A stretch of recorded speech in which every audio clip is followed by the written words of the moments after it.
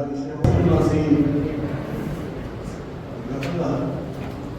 नंतर संस्थानिकांच्या विलीनीकरणानंतर काय हा प्रश्न दादा साहेबांनी अतिशय अभ्यासपूर्ण पद्धतीने मांडला. आपण सरदार पटेल आणि संस्थानांचं विलीनीकरण असं म्हणतो तेव्हा आणि हिंदी भाषणामध्ये सरदार वल्लभभाई पटेल युनिव्हर्सिटीचे प्राध्यापक वसंत पटेल यांनी एक उजळता धागा सोडलेला होता. त्याच्यावर मी आपलं लक्ष केंद्रित करू इच्छितो. असा आहे की त्याने असं म्हटलं की नेहरू वयाने 16 वर्ष मोठे होते. भारताला स्वातंत्र्य मिळालं तेव्हा सरदार पटेल 73 वर्ष होते आणि म्हणून जे झालं ते आपल्याला चांगलं झालं. भारताचे पंतप्रधान पंडित नेहरू झाले. सरदार त्यांचे स्पर्धक नव्हते. हे 1929लाच निश्चित झालेलं होतं. ही सगळी मांडणी नंतर कुरुंदकरांनी आकलनमध्ये केली आहे. ती मांडणी जर आपण तपासून पाहिली तर आपल्या असं लक्षात येते की सरांनी सांगितलं आता की मला असं वाटलं होतं की याच्यामध्ये आलियावर जंगची जी योजना आहे ती योजना निजामाने फेटाळली आणि निजामाने ती योजना फेटाळली हे आपलं भाग्य आहे. कारण कुरुंदकर असं म्हणाले की निजामाने मूर्खपणा केला की त्यांनी ही योजना फेटाळली. अलियावर जंग पुढे महाराष्ट्राचे राज्यपाल होते. अलियावर जंग हे लॉर्ड माउंटबॅटन सोबत डिबेट करण्यासाठी पात्र व्हावेत यासाठी त्यांनी ज्या संस्था चालवल्या होत्या निजाम निजाम कॉलेज असेल, उस्मानिया युनिव्हर्सिटीमध्ये उर्दूतून सगळं शिक्षण देण्याची पद्धती असेल, मद्रास युनिव्हर्सिटीला त्यांनी ते ॲडमिशन केलेलं आहे. आणि मग ही सगळी जी लोकं त्यांनी अशी तयार केलेली आहे. आणि मॉक्टननी लॉर्ड माउंटबॅटनला कशा पद्धतीने हे पटवून दिलं ते अन्वय नावाच्या ग्रंथामध्ये नगर कुरुंदकरांनी लॉर्ड माउंटबॅटन नावाचे एक पत्र घेऊन त्याच्याकडे मांडलेलं आहे. ते आपण पाहावं. मी यासाठी सांगतो आहे की नरहर कुरुंदकरांनी असं म्हटलं की भारतीय संविधानासमोर दुहेरी काम आहे. ती एक घटनेमध्ये दिलेले जे हक्क आहेत ते प्रत्यक्षात नाही, ते निर्माण करून त्याचं संरक्षण करायचं. जगातल्या संविधानाला एक काम आहे फक्त दिलेल्या हक्कांचं संरक्षण करायचं आहे. त्याचा सगळा आढावा आपल्या इथे लक्षात आला असेल. कारण सरदार पटेल हे उजवे होते म्हटलं तरी ते नव्हते. ते गांधींच्या थोडं उजवीकडे होते आणि पंडित नेहरू हे गांधींच्या थोडं डावीकडे होते. सरदार पटेलांच्या विरोधकांनी सरदार पटेलांबद्दल 3 गोष्टी नोंदवलेल्या आहेत आणि त्या तिन्ही आज दिवसभराचं चर्चासत्र आपण बारकाईने ऐकलं असेल तर आपल्या तिन्ही जे सरदार पटेलांची टीकाकार सरदार पटेल अनेक शत्रू होते. त्यामध्ये पहिलं त्यांनी म्हटलेलं आहे की सरदार पटेल हे जातीवादी आहेत आणि ते ग्रहित धरून हिंदुत्ववाद्यांनी जे बसवराज पाटलांनी भाषणामध्ये सांगितलं की नर्मदा सरोवर पण बंद आणि स्टॅच्यू पण उभा केला. मग हिंदुत्ववाद्यांना असं वाटलं की सरदारला त्यांची विरोधक जातीवादी म्हणत आहे तर सरदार आपले आता नायक आहेत आणि म्हणून त्यांनी त्यांना पुढं प्रोजेक्ट केला. पण सरदार पटेल हे जातीवादी नव्हते. हे बालाजी शिर्डे सरांच्या व्याख्यानामध्ये आपल्या समोर पटवलेलं आहे की मुस्लिम संस्थानिकांना त्यांनी कशा पद्धतीने भारतात विलीन करून घेतलं. ते भारतात विलीन करून घेण्यासाठी त्यांनी संस्थानिकांसोबत अशा पद्धतीच्या वाटाघाटी केल्या नसत्या तर हा जो भारत आज निर्माण झालेला आहे तो निर्माण झाला असता का? हा भारत निर्माण होण्यासाठी किती छोट्या छोट्या गोष्टी कराव्या लागतात आणि ते करण्यासाठी सरदार पटेलांनी काय साधना केली. कुरुंदकरांनी याच्यामध्ये लिहिलेलं आहे की सरदार पटेलांची पत्नी ज्योतिबाईचं निधन झालं 34व्या वर्षी. सरदार पटेल बॅरिस्टर होऊन आले. आपण नेहरूंबद्दल मोतीलाल नेहरूंचा वारसा सांगतो तर सरदार पटेलांबद्दल विठ्ठल नाईकचा वारसा सांगण्याची पद्धत नाही. पण त्यांना बॅरिस्टर होता यावं, नावामध्ये साम्य आहे म्हणून त्यांनी अगोदर त्यांना बॅरिस्टर व्हायला पाहिजे. नंतर सरदार पटेल बॅरिस्टर झाले. म्हणजे सरदार पटेल ते स्वतःला किती म्हणजे त्याग करून काढून घेतात आणि राष्ट्राच्या एकात्मतेचा एक अखंड भारत निर्माण करायचा असेल यासाठी आपल्याला काय केलं पाहिजे, कशा पद्धतीची आखणी केली पाहिजे, कशा पद्धतीचं राजकारण केलं पाहिजे, सगळ्यांना कशी पदं दिली पाहिजे त्यांचे तनखे कसे चालू केले पाहिजे, म्हणजे घटनेच्या विरोधाचं लोकांची मानसिकता असेल, राष्ट्र धर्मनिरपेक्ष बनवायचा आहे तरी सुद्धा सोमनाथाचा जीर्णोद्धार करणं हे सुद्धा सरदारांची दूरदर्शनची भूमिका, की लोकांची मानसिकता काय आहे. कारण आपली जी मांडणी जी झालेली आहे, जर फाळणी झाली नसती आणि मिशन योजना मांडणी केली असती तर भारताचं काय झालं असतं. कारण संस्थानिकांचा प्रश्न लॉर्ड माउंटबॅटनला भारतात येईपर्यंत माहीत नव्हता. ते म्हणतात की हा असा प्रश्न आहे ते देखील मला माहीत नाही. आणि मग ही सगळी संस्थानं सरदार आणि अवघ्या 40 दिवसामध्ये 62 संस्थानात विलीन केली. आणि हे विलीन करताना त्यांनी भारताच्या सांस्कृतिक ऐक्याचे त्याला कारण आहे. कारण त्यांनी सूत्र ठरवलं होतं की जनता काय म्हणते, राजा काय म्हणतो याला काही किंमत नाही.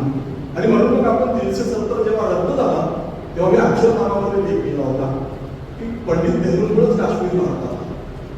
कारण ते जर सरदारांकडे घात राहिलं असतं तर लडाख आणि जम्मू भारतात राहिला असता आणि सलग असलेला आणि बहुसंख्य मुस्लिम असलेला भाग हा पाकिस्तानमध्ये सरळ गेला असता. पार्टिशन तशा पद्धतीने ते झालेलं होतं. नंतर कुरुंकरांनी जे म्हटलं की निजामाने मूर्खपणा केला आणि ही आलियावर जंग योजना काय होती ती ज्या पद्धतीने फेटाळल्या गेली ती जर आपण समजून घेतली तर आपल्याच लक्षात येते की आपलं नशीब नाहीतरी हे कोटी प्रजा जी की या प्रांतामध्ये आहे, आपण उदगीरमध्ये आहोत, ही सगळी आता ही निजामामध्येच राहिली असती. अशी ती आलियावर जंगची योजना होती. तो जो करार आहे त्याच्यामध्ये आता आपण बाकी सगळ्या संस्थानिकांना जे दिलं होतं संरक्षण दळणवळण आणि परराष्ट्र व्यवहार ही विषय त्यांच्याकडे होती. रजाकारला लगेच बंदी घातली जाईल अशी दुसरी कलम आहे त्याच्यात. तिसरं कलम आहे निजामाचे सैनिक 20,000पेक्षा अधिक असू नये. हैदराबादला परराष्ट्र व्यापारी प्रतिनिधी नेमण्याचा आणि आर्थिक व्यवहार करण्याचा अधिकार असेल अशी ही एक 9 कलम आहे. 4 करार झाला होता आणि हा करार निजामांनी फेटाळलेला आहे. आणि निजामांनी का फेटाळला त्याचं कारण त्याच्यामध्ये दिलेलं आहे की अलीगड विद्यापीठासमोर आलियावर जंग यांना चपलाचा हार करण्यात आला आणि त्याला मारले गेला आणि निजामाचा हा जो हे आहे त्याच्यामुळं हैदराबाद संस्थान भारतात विलीन झालं. म्हणजे निजाम म्हणजे ही सगळी जर पद्धत बघितली आपण तर म्हणजे कुरुंकरने असं म्हटलंय की आलियावर जंगची योजनेवर सरदार पटेलांनी सही केली होती. लॉर्ड माउंटबॅटननी पूर्ण शक्ती पणाला लावली होती. मॉकटन होतेच त्यांचे प्रतिनिधी म्हणून. आणि त्या आधारावर ही योजना लागू झाली असती तर आपण आजच्या स्थितीमध्ये राहिलो नसतो. आणि म्हणून मग कुरुंकरांनी त्याचा स्टेटमेंट असं दिलं. कुरुंकर असं म्हणाले की आलियावर जंग योजना जर लागू झाली असती तर आता तुम्ही सगळी जेवणानंतर झोपीच्या ह्याच्यामध्ये आहात म्हणून मी ती वाचून आपण थांबवलं. तर ही सगळी कर्म मान्य झालेली होती. सरदारांनी सही केलेली होती ज्याला आपण पोलादी पुरुष म्हणतो त्यांनी देखील. आणि हे जर झालं असतं तर ही योजना मान्य केल्यानंतर मिळणारं स्वातंत्र्य हे प्रेतासारखं राहिलं असतं तर आपण याचा अभ्यास करणार आहे. हा अभ्यासाचा प्रश्न आहे. अलीकडं बांधखोरात चर्चासत्र काय होतात ते आपल्याला ज्ञात आहे. आपण वेळ देत असतो पण या चर्चासत्राला सरांची यासाठी अभिनंदन करेल कारण हे महाविद्यालय कर्माचे ज्ञान निर्दोष व्हावे यासाठी निर्माण केलेलं आहे. आणि म्हणून एखाद्या विषयावर कशा पद्धतीने चिंतन करावं, कशा पद्धतीने अभ्यास करावा यासाठी हे चर्चासत्र ठेवलं गेलं. सगळी सत्र अशा पद्धतीने त्यांना भरपूर वेळ देऊन दिली गेली. कारण हैदराबाद संस्थानाच्या विलिनीकरणामध्ये जे महत्वाचं योगदान आहे स्वामीजींनी पीपल्स महाविद्यालय उभं केलं आणि उभा करताना त्यांनी सांगितलं जे की हे महाविद्यालय उभा करताना सुद्धा तोच विचार आहे. महाविद्यालयात सुद्धा कम्युनिटीची निर्माण झाली नाही पाहिजे म्हणून या महाविद्यालयाला नाव महाराष्ट्र उदय केली आहे. पीपल्सला पीपल्स महाविद्यालय नाव दिलं गेलं कारण आपल्याला राज्यशाही संपून लोकशाही स्वीकारायची आहे आणि म्हणून तिथं पीपल्स नाव दिलं गेलं. तिथं स्वामीजी आहेत, तिथं बाबासाहेब महाराजांनी आहे. हा सगळा धागा आपण लक्षात घेतला तर आपल्या लक्षात येते की ते महाविद्यालय म्हणजे अशाच ठिकाणी अशा पद्धतीने राष्ट्रीय प्रश्नावर चिंतन होऊ शकते.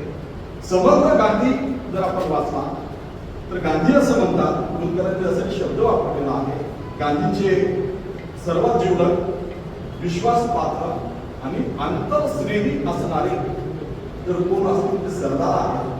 सरदार होते म्हणून गांधी महात्मा झाले असं मी म्हणेन. कदाचित ते अधिक गोड वाटेल आपल्याला, पण सरदार आणि गांधींनी पुढे त्या ठिकाणी असं म्हटलंय की सरदारांची अशी प्रतिमा माझ्या मनात होती, ती प्रतिमा ग्रहित करून मी त्यांना कधीही काही न विचारता निर्णय घ्यायचो आणि तो शरीरधारी सरदार ती सगळी निमूटपणे त्याचं पालन करायचा. एवढं त्या दोघं एक असतील तर गांधींनी सरदारांना लहान केलं किंवा नेहरूमुळं सरदारांना 1991 ला भारतरत्न मिळाला, त्या गोष्टी खोट्या आहेत. धुंदकरांनी हिंदू मनाचा शोध घेताना हिंदू मनाबद्दल स्टेटमेंट केला. हिंदू मनाची मानसिकता अशी आहे की तो फार बोलत जाऊन अभ्यास करत नाही. एवढी वर्ष तिथे इस्लाम होते पण इस्लामचा अभ्यास केला नाही आणि म्हणून देवबंद मोमेंट त्यांना माहित नाही. जे मौलाना आझादांनी म्हटलं आणि मौलाना आझादांना जे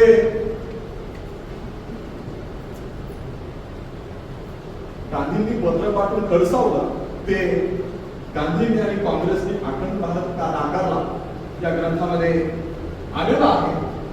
त्याच्यामध्ये त्यांनी असं म्हटलेलं आहे, जे विरोधक म्हणजे मौलाना या नात्याने, की आणि ही पहिल्या प्रथम सरदारांनी मान्य केली, नंतर नेहरूंनी आणि नंतर गांधी त्याच्याबद्दल कुलकर्णी असं म्हणतात की गांधी, नेहरू आणि सरदार पटेल यांना 35 कोटी या देशाची किंवा लोकसंख्या होती, अशी 4 वेळेला 4 वेगवेगळ्या ठिकाणी आलेली आहेत. काही ठिकाणी 40 कोटी आलेला आहे, काही ठिकाणी 35 कोटी आलेला आहे. या लोकांचं जीवन उद्ध्वस्त होऊ द्यायचं नव्हतं म्हणून त्यांनी फाळणी स्वीकारली.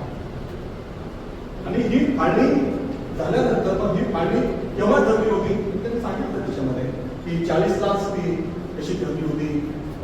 राजाने निर्खंड भारत कसा लिहिला होता आणि मग रोडावरच्या नेतृत्वाखाली पंजाबची विभागणी बहुल मुस्लिम आणि बहुल हिंदू जिल्हेवाईज कशा पद्धतीने केली गेली होती, ही सगळी तयारी कशी झाली होती, ही सगळी मांडणी त्याच्यामध्ये येते. आणि म्हणून सरदार वल्लभभाई पटेल समजून घ्यायची असती तर आपल्याला संपूर्ण भारताचं आंदोलन समजून घ्यावं लागेल. अद्याप आपल्याला काँग्रेसने आणि गांधींनी अखंड भारत का नाकारला हे सुद्धा समजून घेणं शक्य झालं नाही. मग आलियावर जंग यांची योजना काय होती, नसीब आपलं म्हणून म्हटलंय की निजामाने हट्टीपणाने बेकाढली. आलियावर जंगला चपलीचा हात घातला, त्याला मारलं आणि म्हणून आपण पीडित झालो. ही योजना जर लागू झाली असती तर आपण या स्वतंत्र भारतात इथं निजामाचं राज्य दिलं असतं. आणि अशा पद्धतीचं अखंड भारत निर्माण करणं म्हणजे काय, जे उभी आपण बोललो म्हणजे भारत निर्माण होत असतं. राष्ट्र निर्माण करण्यासाठी माणसाला किती साधना करावी लागते, किती गाढून द्यावं लागतं, किती छोटे मोठे प्रश्न आहेत, पण ती सगळी सोडवताना या व्यक्तीने कशा पद्धतीने काम केलेलं आहे. गांधींची हत्या झाली तेव्हा त्याच्या 1 महिन्यानी सरदारांना अटॅक आला होता, तेव्हा सरदार म्हणतात की यानंतर सरदार विवाद आले अशी बातमी येणार नाही. सरदार गेले असंच होईल आणि म्हणून इथून पुढची सगळी कामं ते उद्याचा दिवस नाही असं समजून सह्या मी पूर्ण करतो असं म्हणतात. यातून आपल्या लक्षात येते की 1942 ते 48 हा जो काळ आहे, 17 सप्टेंबर 48 किंवा 50 सप्टेंबर 48 तो किती कठीण परिस्थितीमधला काळ आहे. आणि आपलं हे नशीब आहे की आपली ती मिशन योजना नाकारली गेली. मौलाना म्हणत आहे, मौलाना मध्ये मौलानांनी म्हटलं की सरदार अधिक जाणकार आहे, पण मी सरदाराचं नाव घेतलं नाही. ते काँग्रेसचे अध्यक्ष होते आणि गांधींनी त्यांना सांगितलं पुढचा काँग्रेसच्या अध्यक्षाचं नाव घेतलं. सरदारांनी त्यांच्या आत्मजीवन, मौलानांनी त्यांच्या आत्मजीवन लिहिलेलं आहे. काँग्रेसचा अध्यक्ष पुढचा भारताचा पंतप्रधान आहे हे मला माहित होतं, पण गांधी आता म्हणत आहे म्हणून मी सरदाराचं नाव न घेतलं. कोणाचं नाव घेतलं, पंडित नेहरूंचं नाव घेतलं. पण पंडित नेहरूंनी मिशन योजना रद्द करून टाकली. त्यांनी भाषण केलं यापुढे मिशन योजना आम्ही मान्य केली हे गृहीत करण्यात जाणार नाही. संविधान सभा सार्वभौम असेल आणि ती सगळं ठरवेल आणि मग मुस्लिम लीग त्यातून बाहेर पडले आणि भारताचं संविधान सभा स्थापन झाली. मग या सगळ्या ह्याच्यामध्ये सरदार महात्मा गांधींनी मौलाना पत्र लिहून सांगितलं की तुमचा तुम्ही मला विचारता ही योजना कशी मान्य केली होती, तो सगळा भाग गांधींनी आणि काँग्रेसने अखंड भारत का नाकारला. या ग्रंथामध्ये संदर्भ ग्रंथासह त्याचे सगळे कार्यक्रम पत्राचा उल्लेख त्यामध्ये आहे. ते मी वाचून दाखवण्यामध्ये वेळ घालणार नाही. तर ते आश्रम पद्धतीचं जे होतं आणि हे सगळं समजण्यात आलं. रुंगकरांनी असं म्हटलंय की जिना परवडले पण अखंड भारतवादी मौलाना परवडणारे नव्हते. कारण ते समजून घ्यायचं असेल, अखंड भारतवादी रसूल काय असतात ते समजून घ्यायचं असेल तर नरहर रुंगकरांनी सांगितलेली अलीगड मोमेंट, देवबंद मोमेंट ही आपल्याला समजून घ्यावी लागते. आणि त्यांची ही सगळ्यावरची मांडणी जागर या ग्रंथामध्ये आलेली आहे. ती आपण वाचून घेऊ शकता. महाराष्ट्र उदयगिरी महाविद्यालय हे अत्यंत वेगळं महाविद्यालय आहे आणि म्हणून याच महाविद्यालयामध्ये अशा पद्धतीची उपक्रम होऊ शकतात. डोळेकर सरांनी मला आपल्याशी संवाद साधण्याची संधी दिली. डॉक्टर साहेब काल रात्री 8 पर्यंत होते. हे सगळं झालं पाहिजे कारण संस्था चालकांची तळमळ, कॉलेजची प्राचार्यांची तळमळ, त्या सगळ्या गोष्टी महत्वाच्या असतात. अन्यथा कुठलंही ICSS आमचं म्हणजे बजेट नसताना खर्चातून एखादी कॉन्फरन्स घेणं ही सामान्य गोष्ट आहे. पण ती गोष्ट करण्याचा वसा आणि वारसा हे महाविद्यालय चालवते. कारण त्या महाविद्यालयाचं प्रेतवासन सुद्धा धर्माचे ज्ञान निर्दोष हे आहे. आणि म्हणून मी महाविद्यालयाचे आपल्या सर्वांचे आभार मानतो. खूप धन्यवाद.